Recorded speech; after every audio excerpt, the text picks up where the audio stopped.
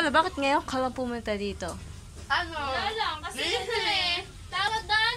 Tapos siya sa busy. lang, pag may trip niya na pumunta, doon naman kasi lagi Ay, lahatin mo.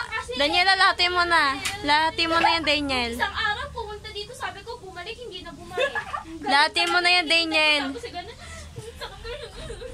Lalahati yan. Kung gusto mo, kakain tayo. Ayun, konti nga lang yun. French fries. Naiintindihan mo ba ako? Opo.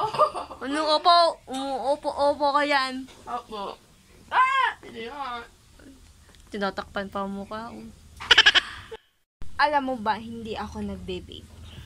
Kasi masama sa kalusugan yun. Naiintindihan mo ba ako? Opo. Graning hindi naliligaw.